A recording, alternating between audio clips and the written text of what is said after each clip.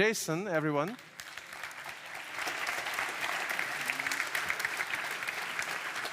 Jason. Hello. Jason. So we all want, again, to get better in some way, to kind of shape our future. But there is always this kind of question that maybe I will bring it right away. Very often when we work on anything, we feel like, well, we can become a design manager, but then it always feels like going back once you've tried design management is, again, seen as a failure, if you like, if you want to move from individual contributor towards management and then back. Oh, okay, right? Yeah. Would you say that it's actually always a good idea to just try out things and then move back if you need to? Because sometimes I feel like it's really hard to do in some companies. It's really hard, and hard for yourself as well, especially if your salary's increased and you've got used to that salary, you've got used to some level of that power and influence. It's quite hard to get back into maybe dropping down a level or getting back into the weeds and stuff, as well as if you're doing that and the manager's not doing the job as well as you were in your eyes, then that might be hard as well. So lots of different challenges there. Okay, so we'll be diving more into that. You also have maybe located some papers as you walked in this room. Yeah. So that would be a clue of what is expecting you. So in the meantime, please give a round of applause to Jason Mesut. Thank you. Oh, it's yours.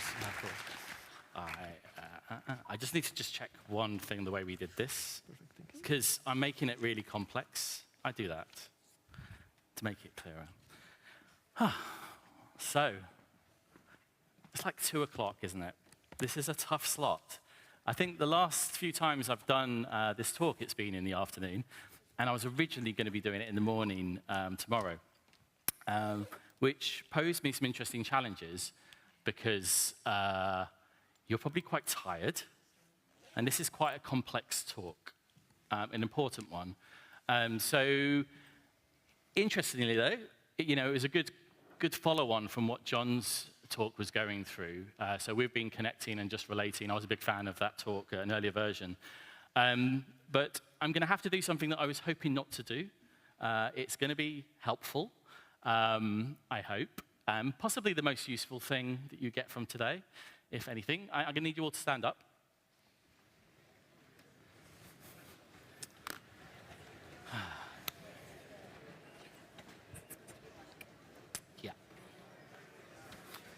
So what I'm going to ask you to do is get on your tiptoes like this, as high as you can, sort of Michael Jackson style, and then slam your heels down, slam it down, and then up, down, up, down, up, down, up, down. Like hard, hard, hard, hard. Feel the energy, the blood flowing through you. Okay? Yeah? Okay, cool. Now keep standing. This is just a technique that I copied from MC Strafel through her UX Brighton talk. And apparently, it's going to give you a similar effect to coffee without the side effects. So hopefully, you might be a little bit more energized, and I need you more energized for this complex talk. But please stay standing. So I don't know about you, but I've been noticing a lot of people talking about this notion of an identity crisis for design. Whether or not we're being challenged around layoffs, around what we should be focused on, what we should be doing, like coding, learning business, moving to product. It's a tough time. It's a tough time for many. I've actually been going through a 7-year identity crisis, still going. And I'm going to ask you some more awkward questions around it. Please be honest with yourself. If you are currently going through an identity crisis, please sit down.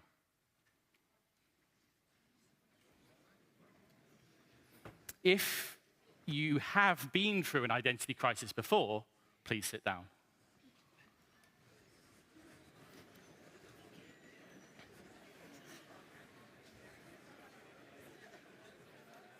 If you believe you will go through an identity crisis, please sit down. So those remaining are people to look up to and learn from, or they don't understand maybe what an identity crisis is. We might unpack that. Or they just are plain delusional. And I don't need to make too much light of it. I think it's just this quote from Arathi Krishnan talks about the fact that it's a very human thing to have identities that change over time. We're always changing, like the world around us is changing. But maybe we shouldn't think about it as a crisis and more as a point of chrysalis, transition. Or even further, an ongoing sort of chrysalis, because the chrysalis for a caterpillar to a butterfly only happens the once. But think about this notion as a transitional state. Maybe we're always moving. When I think about identity, I come back to brand guru Martin Neumeier. He has these questions for brands. Who are you? What do you do? And why does it matter? Now, these are really simple questions. You can pose them to yourself, but they're incredibly hard to unpack and answer. Who are you? What do you do? And why does it matter? So we're going to explore a little bit of this today. I believe every one of you, designer or not, is different from each other. There might be some similarities, but you're all unique. Like beautiful snowflakes, you all have a unique potential, currently and in the future. The difficulty is we often put people in boxes or put them on the same career ladders, on the same paths to the future, as if we had the same paths to get to this current place we're at. These models and frameworks and different ways of thinking about the world, they're kind of a natural human tendency. They're useful, they're seductive, but they're also potentially limiting. How well do they serve us, and how well do they serve you? We're not made from the same dough. We're not cut from the same molds. We're all different. So this question is going to try to unpack how you can shape the futures you want by shaping yourself more intentionally. And I'm going to talk about some layers of self that I'm working through as a model, some shaping tools, which I'm somewhat infamous for, and 4 powers that can help you going further forwards. So there's loads of ways you can navigate the complexity of yourself, this complex assembly of contradictory issues, as John puts it. And the shaping tools can be complementary to some of these things, whether it's mentoring, coaching, doing breath work, going on an ayahuasca retreat, psychometric assessments, self-quantification, all of these different things. They could work with, and they're not the only way. I don't want to say this is the only way. The Shaping Design Toolkit is like a self-strategy toolkit, and it's deliberately set up, made from engaging visual frameworks, designed to decode your differences and help you unpack who you are, what you do, and why it matters.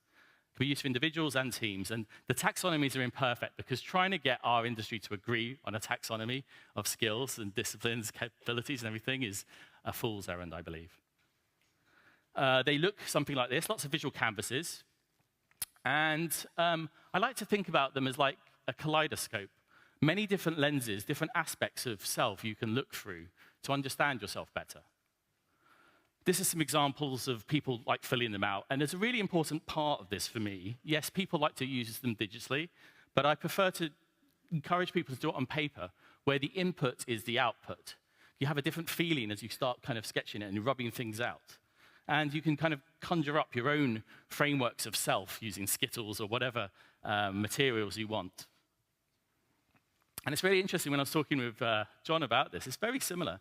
It's a very much notion of like show the thing and change the thing. And changing the thing allows you to show the thing. Because you are the thing as well. If you can understand and see yourself better, then you can know where you might want to change or keep the same. So you've got some handouts. If you're online, there's a link on the Google Doc. You will need a pen if you're here. Maybe borrow one off your neighbors. Essentially, the main thing that we're going to be going through is like a kind of a work-along tool on the inside is this layers of development. We're going to be unpacking these different layers, and there's different columns for your comfort levels, what you consider important, and where you think you might invest. You could do a first initial sketch of kind of marking this as we listen through the talk, but then you could take it away and use it how you wish later. My suggestion of a marking is maybe to put like dots for your current state and an arrowhead for maybe where you want to move to. Okay? You'll be using this as we go through. So as an example, you can kind of look across the rows as we go through them and just mark on there. You hopefully didn't need to see the video of that. There we go. Now, The interesting thing, going back to John's talk as well, around this notion of the Zenko system map, is that I was looking at this and I was thinking, oh yeah, it's cool, like these objects, places, services, systems, systems of systems, and there's this social area. But where's the designer, the individual person within that? And they're right at the bottom here. You could probably do layers of that. And I want to talk about this, and it's not necessarily just a cognitive exercise of self, but mostly in some ways. Imagining that these layers of self as if you're your own kind of unique planet working within an atmosphere of other people and other systems and services. There's layers around this environment. There's technical layers of skills and capabilities, foundational ones, relational ones, to do with the social constructs, and identity ones, what makes you uniquely you. So I'm going to unpack this. First of all, with the environment, it's important to ask the question, how does the environment shape you, and how do you shape the environment, intentionally or not? How do you want to shape that environment? And this could be everything from society to communities, organizations, the people around you. For me, in my story, it starts with my parents. They met in Cyprus. I am a mixed race son of them both. They fled Cyprus and then came to the UK, then on to Amsterdam, then back to the UK. This is me. I don't know how old I am here. And I had the name from them, the skin tone, a bit of a Mediterranean temperament, which I'm dealing with. Possible genetic challenges like the diabetes risk and maybe my ADHD. And the funny thing is, I don't know any Turkish, or I didn't until last year. And my dad said, you know, Mesut means healer. I mean, happy, sorry. That's funny. Mesut means happy. And I was like, what? So I was like, what does Jason mean in Greek? Well, apparently it means healer. So I guess that makes me the happy healer, or the healer of happy, which if you've read any of my vulnerable writing or seen of my vulnerable talks, you'll think that's quite ironic. I've dealt with a lot of anxiety, depression, and I'm still working through a lot of those things. But I like to help other people get happier, so maybe happy healer. It's destiny. I'm one of 3 kids. I'm the middle son, so, you know, cliched, ignored. And the Mesut men are quite argumentative, maybe part of the Mediterranean blood. There's a lot of neurodivergence. Both my brothers are dyslexic. I had the ADHD. They probably have a bit of that too. And I would often mediate between those arguments, and even now, to this day, and often being the silent one who got on with work. I grew up in a place called Norwich, the east of England, a fine city.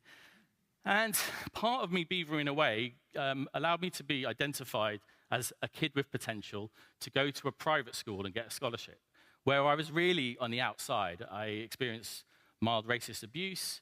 I was feeling on the outside a lot of that time. I got a lot of tough love, which I've had to look into as I've looked into my ADHD assessment.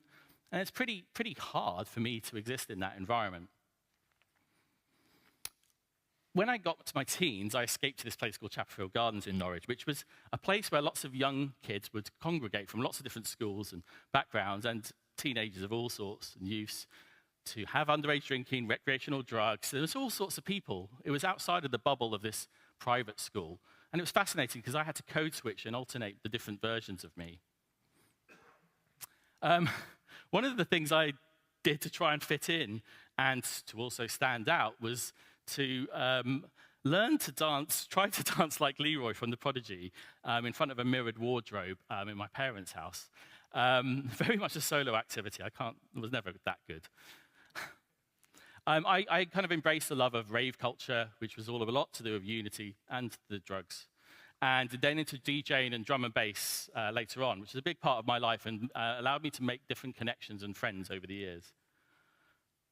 And then I eventually went to university, where I studied industrial design. I learned a load of different things about myself, about loads of different topics, but also about myself as I, again, adapted to the environments I was in. I found design, but I learned how to learn about the things around design. And then I got a placement, and I learned about the web in the early days, having to kind of code websites, like had to churn one out a day. Oops, I didn't want to do that. Pressing the wrong buttons, there we go. And then, for some reason, I ended up in a management consultancy from a design degree, which was really awkward, and it wasn't as cool as it is these days. And I was swimming against the tide again. I was an outsider. I was like one of the only designers that was an actual management consultant as well. But I learned a lot about argumentation, selling, facilitation, hard facilitation, competition, racking up big expense bills that ruined my Christmas one year. And then, for some reason, I went to a user experience consultancy, went deep into user research, rewiring my brain, as they called it, and got really pure on user-centered design. And ever since, was a really big advocate of having primary research in every single project that I was working on. And then a whole bunch of design agencies where I worked with designers and developers, and we were making really interesting stuff, kind of being more innovative. And these felt like more my people. A little bit of the research, a little bit of the flair of the design. And I found my voice doing public stuff and leading others. Eventually got pulled into that leadership management track. Eventually, I left there due to some challenges in my own leadership story for another talk, and kind of got into going back to my roots in industrial design for a physical product strategy consultancy, around the time of sort of connected products and bringing them together. So I learned to structure my thinking in a slightly different way and kind of got more focused on the strategic end of things. Until I set up my own business about 10 years ago, where I continued that sort of same work and then eventually found coaching, which we'll come on to in a bit, and having to do a lot more selling myself. But kind of setting up your own thing meant there was a lot of professional loneliness. I would partner with people, but it wasn't permanent, not like in all the teams I grew before. And there was a lot of financial and emotional volatility that came with that, especially now as sort of, I'm coming to my 10th year and going, right, what's next? Along the way, I found community in the IXDA, Interaction Design Association, and I'm still a local leader to this day for London. And there are a lot of friends that I meet around the world and connect to. And this is a big part of who I am and what I do for the community. So a whole bunch of different experiences over the years. And along the way, I've had to adapt to my context, my environment, learning new skills, bringing them together, and becoming my own version of me. This was actually a career timeline exercise that my coach gave me when I was having a breakdown. And you can see the volatility in emotionals, the highs and lows of my experience over the years. Sometimes the highs were coming at a similar time to the deep lows. And I would annotate like what it was that lifted me up and what it was that brought me down. So all these things, all these experiences, this environment shaped me. It kind of fed what I'm calling the psychobiome, this notion of all of these things, like a kind of microbiome where you have all these different viruses and bacteria that kind of feed your gut. Doing this for the head, it's like a curiosity engine. There's all sorts of things around you, if you're open to it, that you can do to learn about yourself, to develop your intuition, to develop insights and ideas, thoughts and experiences. How do you feed yours? So with all this stuff, I've been affected by this environment, but I've also done stuff outside. A long time ago, I was the UX portfolio guy. Very occasionally, people ask me for portfolio advice, but it's in a more coaching capacity. I've mentored loads of people. I've run events, done lots of talks, developed these tools that we're going to talk through, and done plenty of client design work. So the environment shaped me, and I've helped to shape it. Like the Zenko Systems map. So just quickly, just reflect. How comfortable are you with how the environment is shaping you and your contribution to it?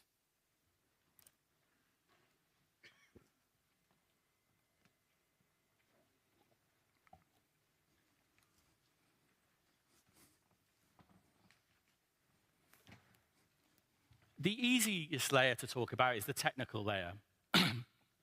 This is the layer of fields of practice, whether it's interaction design, service design, user research, or specific skills and methods that you're probably all familiar with. Maybe even the software that you use. The technical layer is concerned with the specific capabilities that are useful for your current profession, maybe. Similar to what Nick was sharing earlier about the data visualization, there's particular skills and capabilities that are really helpful for being data visualization experts. And we've all seen sort of models, maybe like the T-shaped designer model, or even Jared Spool's broken cone model, where there's lots of different skills and lots of different depths of skills. This is similar to what I do. Or Dan Saffer's various kind of like super Venn diagram of various industries and the overlappingness of those. or Liz Bacon's UX sundial. A friend of mine, Warren Hutchinson, when we were at LBI back in 2005, nearly 20 years ago, kind of went to an adaptive park workshop and came up with this framework based on some of their models of defining the industry. You had experience strategy, interaction design, research, and information architecture. But the innovation that he brought to it was kind of getting people to map these different blob shapes onto this space and kind of add arrows for maybe where they wanted to develop and add annotations to explain why. And this was really helpful to understand the differences as we were going through a whole bunch of different mergers with lots of different schools of thought within the team. Over the years, I've kind of refined this and developed this in different ways. This is a kind of like a quick shorthand one, and you've got a version of this on the back side of your handout. And what I'd ask you to do is just really see if you can do it, see if you can do it in less than 2 minutes, as quick as possible. Imagine like you're in an interview. I'd often use this in an interview, and I'd explain the different categories, and I'd draw my shape, and I'd say, hey, why don't you just draw your shape? And we would use this as a sort of alignment object to kind of, for me to probe a little bit more about areas which I hadn't seen in the portfolio or in anything that they were talking about. So it was a little aid to a conversation. And if you do the shape really quickly, which you should, just try and do it coarsely. You're not going to be judged on it, it's for you. Maybe think about areas where you could change that shape, pull it out, maybe even inwards, let some things go. And maybe annotate it. Why did you put it so large or so small? Why do you want to grow in those areas?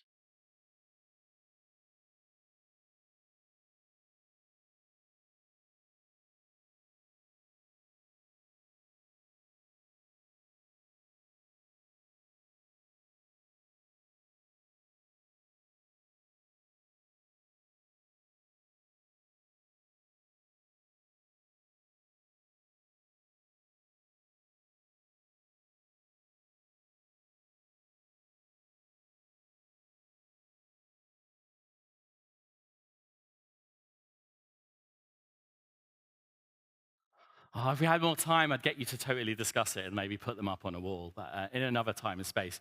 So there is a more refined, more complete, and a little bit more structured version of this. Maybe it's analogous to what John was saying. It's like there's a sketch version, a very loose, coarse version, versus something that's a little bit more regimented, where you use more of a radial chart. There's a few more categories. It's a bit more defined. And people can kind of fill it out in a slightly different way, rating themselves 1 to 5 on a bunch of different axes. Maybe even capturing areas that are at the similar level of abstraction that may be missing for them. And when we were at Interaction 19 Seattle, Brenda Laurel, the infamous Brenda Laurel, she was like, how can we do something for the community? So we quickly created that version and allowed different people at the conference to fill it in and capture it digitally and put it on display so people could see that everyone was sort of different, just in this one lens. So, seeing this to death, UX versus UI, all these different memes. I was using a similar thing in interviews like I did with the blob mapping, often asking people, are you more UX or UI? It wasn't trying to be a trick question. Again, I was trying to understand what wasn't in the portfolio that would have been helpful to explore based on their experience. But I realized there was a whole bunch of different possible false dichotomies, UX versus UI, research versus design, strategy, delivery, quant versus qual, pictures versus words, gets a bit more abstract, structure versus flow, which is a lot of people's favorite, and product versus service, which no one can ever agree on. And the thing with this is the weirdest tool, but it's one of the most powerful. Like, what you do is you put a dot where you think your center of gravity, where you're most comfortable or where you think you spend most of the time again, on these particular axes. And then use brackets to kind of indicate what's your range, how far into each of those different areas do you go? And it really stretches and messes with your mind. And what you can do, again, is you can add arrows to indicate where the center of gravity might shift or where the range might expand or contract. So back to the sheet. How comfortable are you with your technical capabilities? How important are they to you? How much do you think you should be investing in them?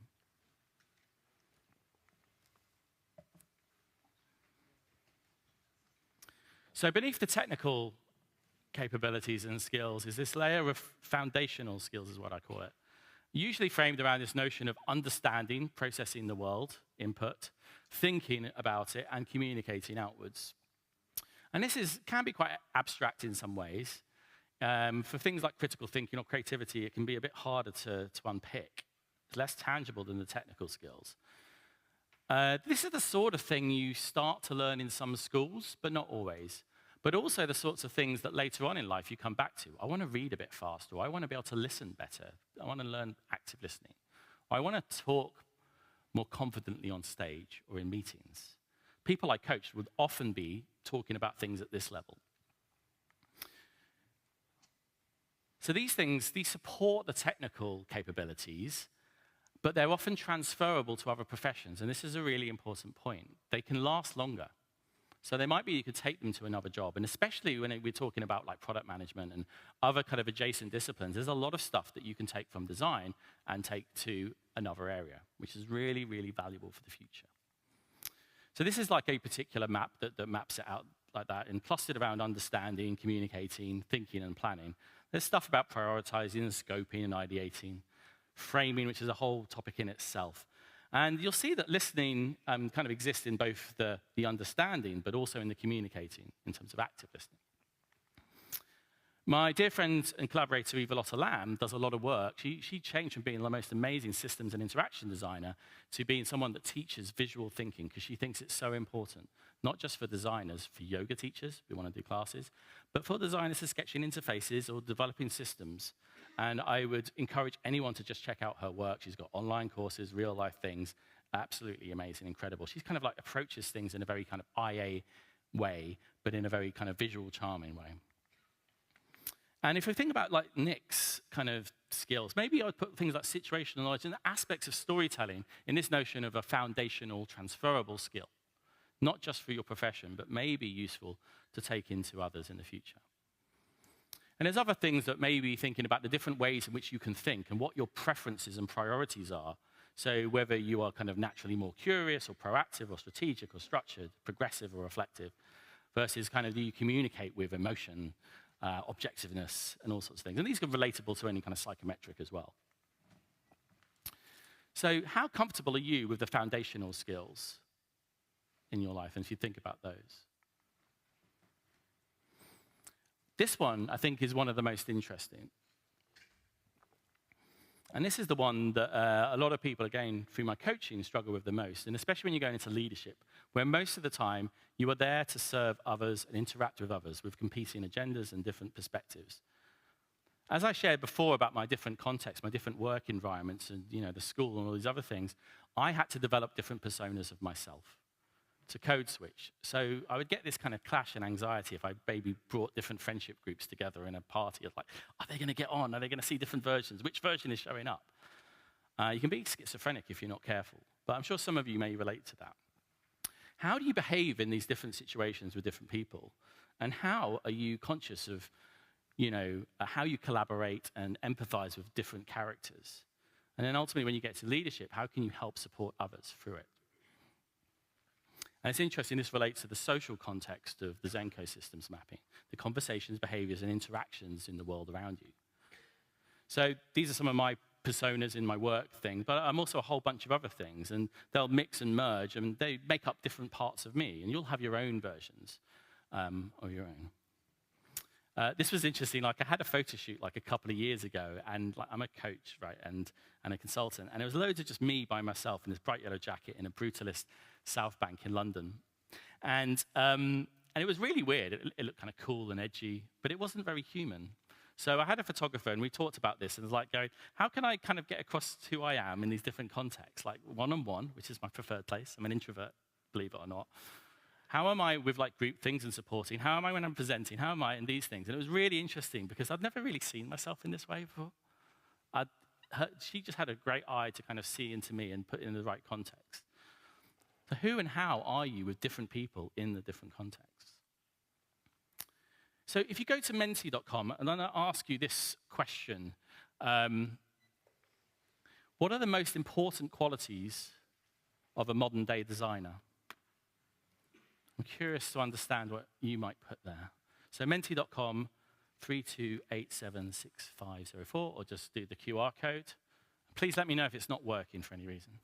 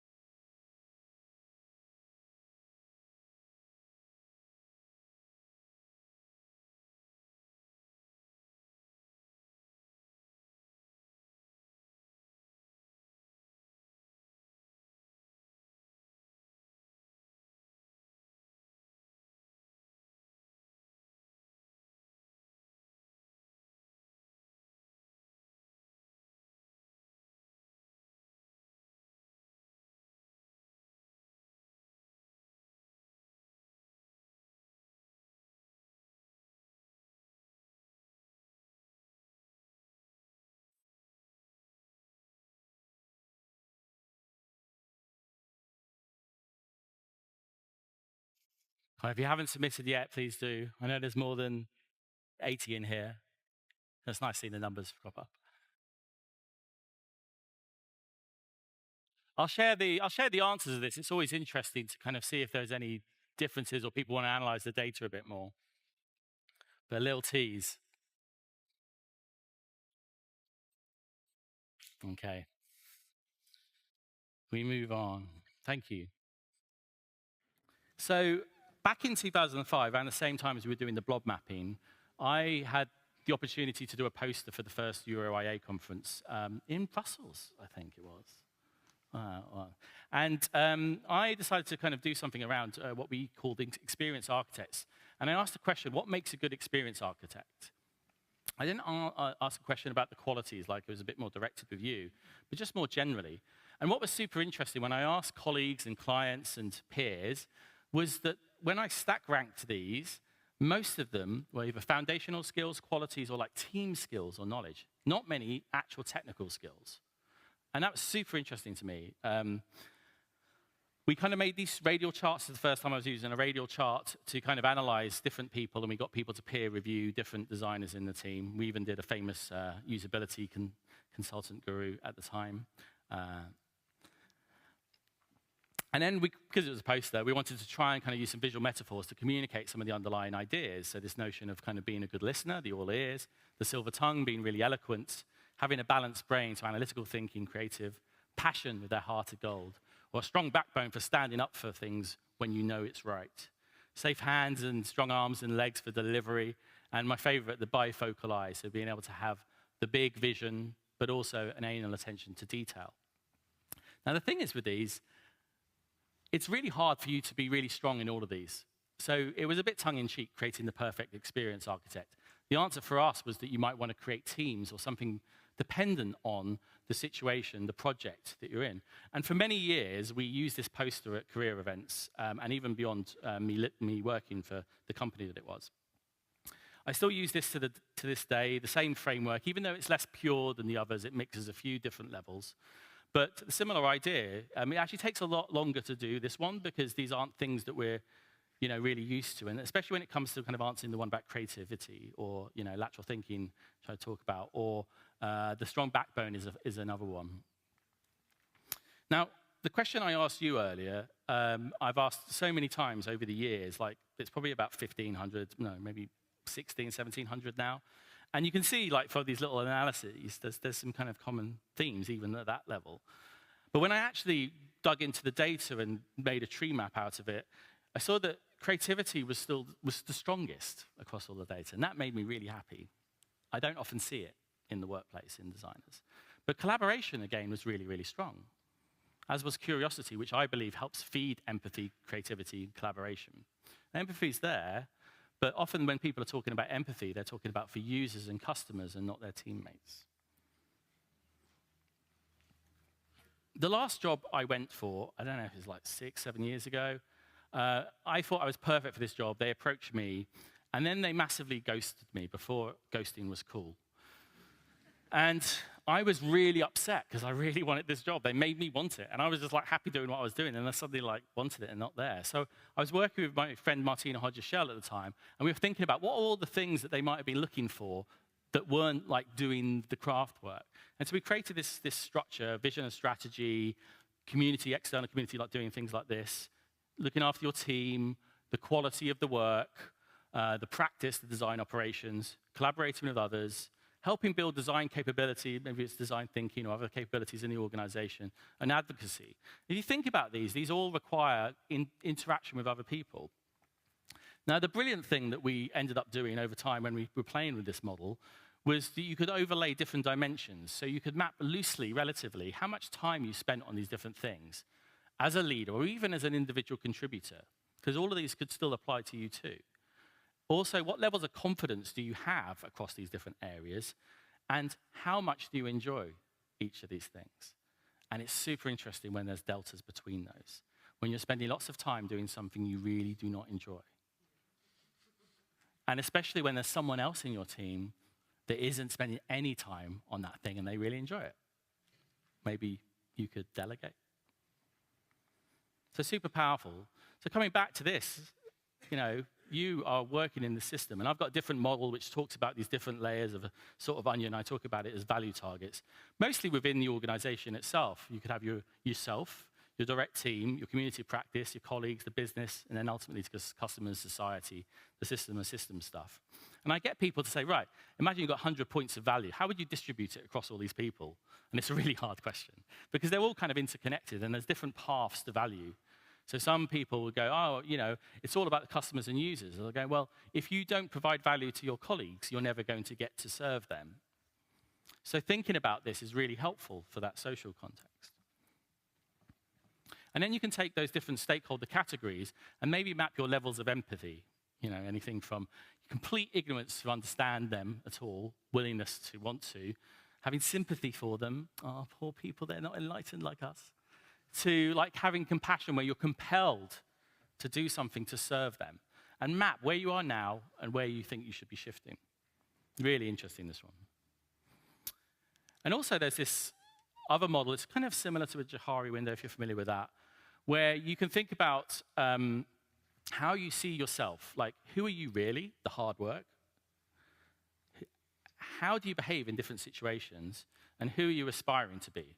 But there's an interesting flip, because then there's this other side of other people perceiving your behavior in these different contexts, imagining who you really are.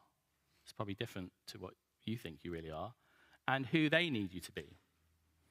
Now, it's really interesting if you do this and map it out. You can do things through feedback to understand it. Doing the deeper, truthful stuff is harder work.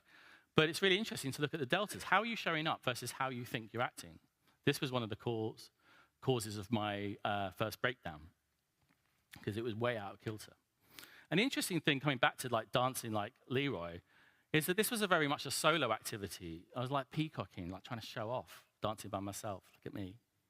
Versus something like, in Save the Last Dance, if you're familiar with that, is this notion of kind of like a ballet dancer, ballerina, kind of like connecting with like a hip hop culture. She found her own way to bring her own styles into this mix. But when they're dancing, they're interacting with each other, they're playing off each other. And we use this metaphor of the dance between people, the chemistry and the vibe. You don't have to literally be dancing with people. But there's something about that. You're working in communion, in union with other people. Because this is really important. How comfortable are you with how you interact with others in different contexts?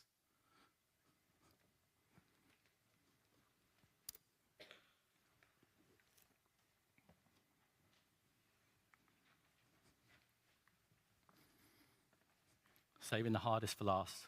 Your identity. This is really hard. What are your real values and what is your purpose? Well, this dreaded authentic self that seems to be so popular. What is it really? Who are you really? And what do you really want? These are hard questions, and you'll ask them again and again and again in your life. I love this quote. It always brings a tear to me, and it will to some of you. You often feel tired, not because you've done too much, but because you've done too little of what sparks a light in you. Not because you've done too much, but because you've done too little of what sparks a light in you. So have a think about like your past, what sparks a light in you. Different tools can analyze this. You know, there was that kind of really heavy experience map of self that I had around the time of my breakdown my coach gave me. I've got a similar tool that I use in the workshops. This isn't shared with anyone else. But just tracking, like, you know, your career across the top, maybe check LinkedIn for that. Tracking your levels of seniority, and then tracking the emotional curve and annotating what was it that brought you up, made you happier, what brought you down. It'll give you some clues into what you are, who you are, what you want. You can do something, this is a popular coaching tool, the Wheel of Life, if anyone's done this, where you might have set categories or you might come up with some of your own.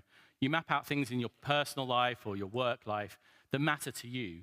And then you score how happy you are with these different areas. You see, maybe some of mine, I'm not very happy. And you go, right, why is that?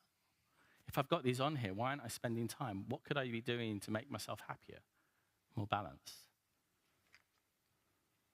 You can also kind of use things that's often used in branding work. I've adopted them and adapted them for thinking about your qualities. You can do it for a design team. You can do it for yourself. Like use some kind of key adjectives and pick ones that maybe you resonate with in different contexts.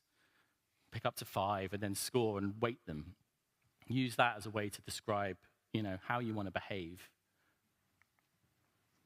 And if you want to, I often do this in the workshops as well. It's harder when I'm running one for a team. But you can do a leaving card, which is basically you write messages from those different stakeholders that I was talking about earlier, the different people that you had different levels of empathy from, and get them to write the messages in there that you would want them to write about you, about the impact you had, like the outcomes you had on them, and how you were, like how you behaved, so like the qualities and also the things that you did and achieved, the impact you had on their life. So it's really interesting. You can use time and the lens of other people to look at yourself. It's a bit easier. And if you want to really go hard for legacy stuff, like my coach did with me after a lot of work, do your 80th birthday party and kind of think about all the people that you would invite to that. What would they say about you? It'd be really embarrassing, but really heartfelt. So I used this when I was going through the coaching to kind of create some sort of strategy map for self and talked about the outcomes I wanted to have in my life, my principles. And I should adapt this. I haven't come back to this too much. This was my Jason 4.0, so it was when about 40, maybe 6 years ago or so. But it was just a way to kind of help to frame and distill who I was. So my deeper question for you is, how comfortable are you with who you really are? And do you know? And how has it changed? How much time do you spend even thinking about this?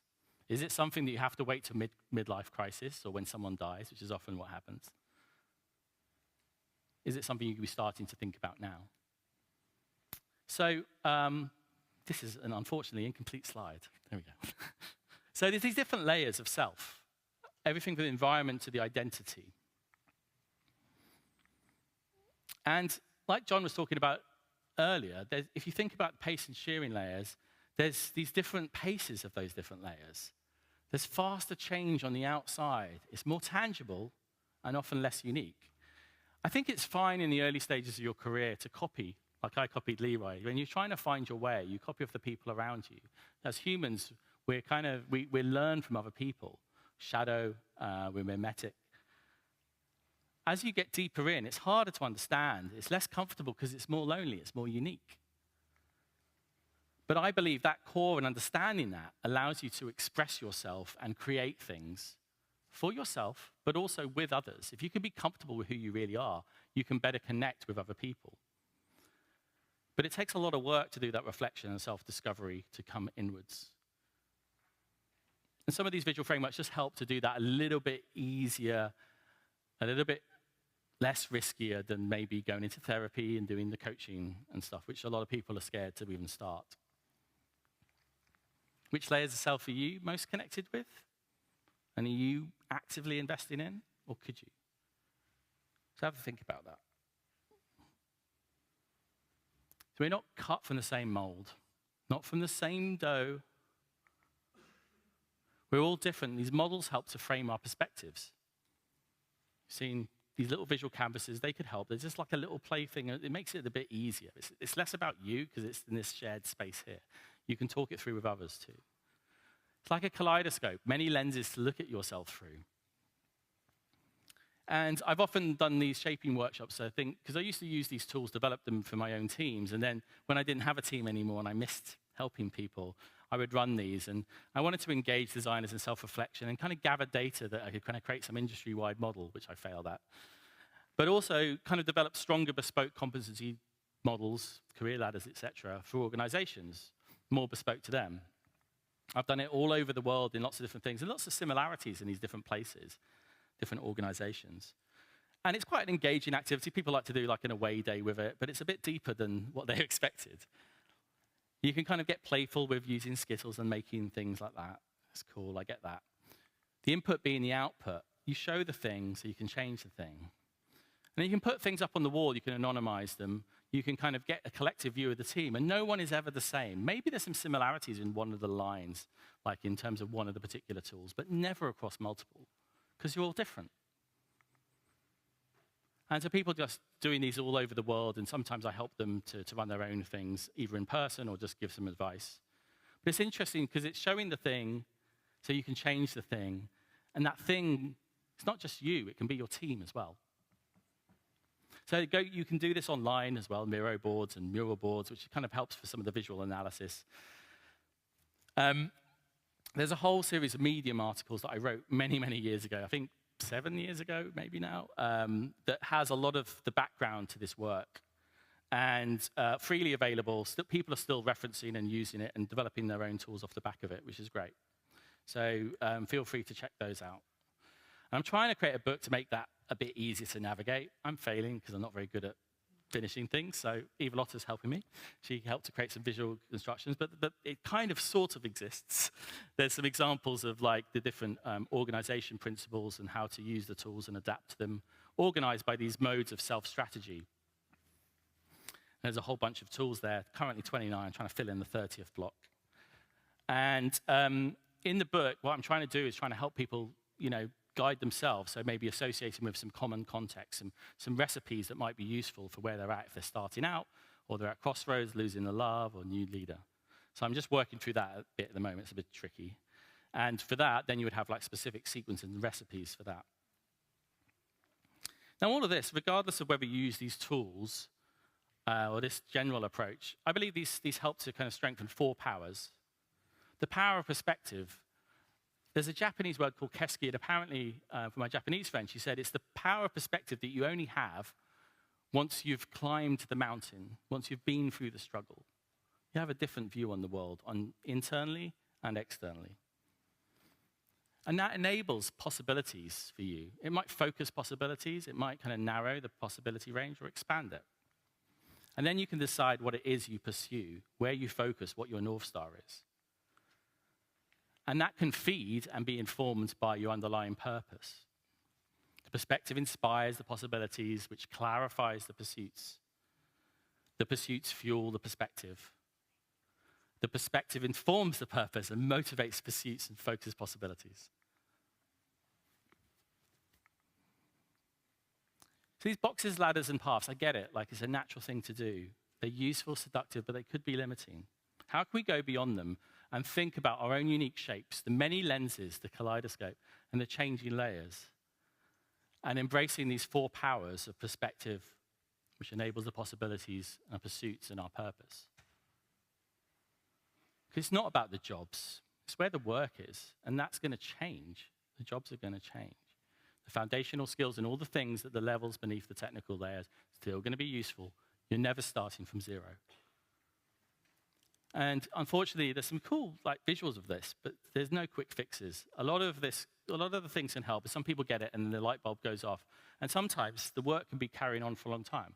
Like I say, 6, 7 years into my identity crisis, it's getting better all the time. There's still bigger questions for me.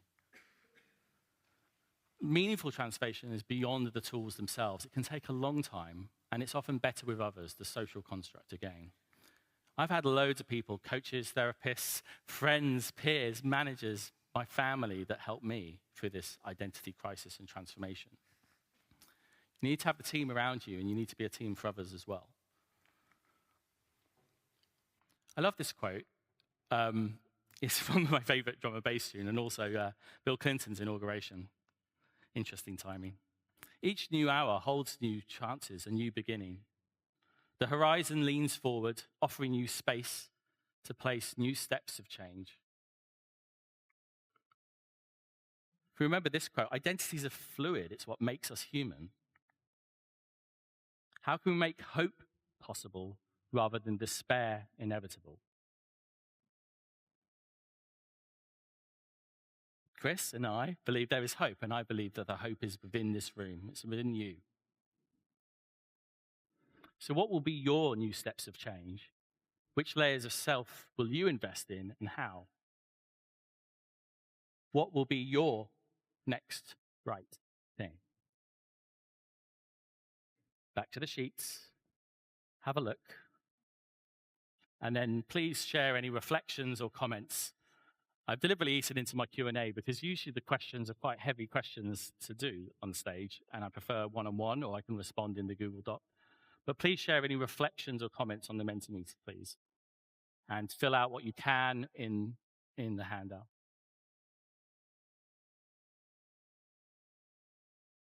Oh, I've got to move it on. That's what I've got to do. There we go. Each new hour holds new chances for new beginnings. Okay. Thank you.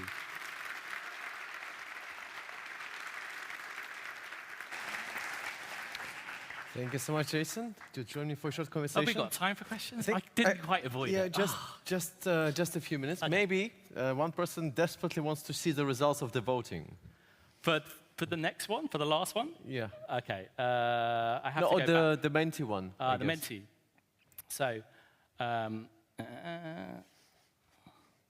Mentimeter's rubbish for showing this stuff. When there's too many people, yes, empathy always comes out top, except for one time. Creativity, communication, collaboration. There's not a lot of good DGP and stuff, but Okay. I'll share the full thing and all the spreadsheet perfect. data, and so we can Okay. do some further analysis. So maybe just 2 questions before we wrap up. Is that okay, Amanda? Yeah. One question. All right. Ooh, this will be difficult. Well, of course, if you have more questions, please find Jason also in the second floor. One thing that actually came up very quickly is the question about the T-shape for designers. Because it often feels like in the world of engineering, we kind of move to this world of full-stack developers. You just a developer who does back-end, does front-end. And it feels like in many ways the expectations are very similar for designers as well. You need to be able to do interaction design, information architecture, the prototypes, maybe even research. It's kind of all combined into one role. So almost like, I guess, the role of full-stack designers, I guess. And the question is it even realistic? But I think the question here is, what should the profile be for companies to feel like this person has potential? Should we be looking to become full-stack designers? Or is there room for specialists after all? Well, I do think there's room for specialists. And I believe that more generalist roles or full-stack roles will always exist, but it depends on the context. So if you're in a startup and you're the only designer, this is the thing. People think that they can get more value for money by hiring one person and getting them to do the lot. Now, it depends on how important it is to be really good at any of those things. If you've got a good design system, then you don't really necessarily have to spend lots of time on UI stuff. Sure. You can do all the other stuff. If you've got good research in the rest of the business, you don't have to be the best researcher in the way. But if you are working on a completely new thing, you want to get some really interesting researchers and strategic thinkers, yes, some generalist type people might be good at that, but they're probably not full stack. And so I believe there will always be a role for specialists in, I can't tell you exactly what the specialisms will be right now, but Sure. But there will always be a role for specialists in some organizations, and sometimes that will make them more appealing to the market, and other times, like now, I don't know, maybe not. Maybe it's like, oh yeah, we just want one of them. You can do everything, right? And you'll go, yeah, I think so. Sure. But can you? So yeah.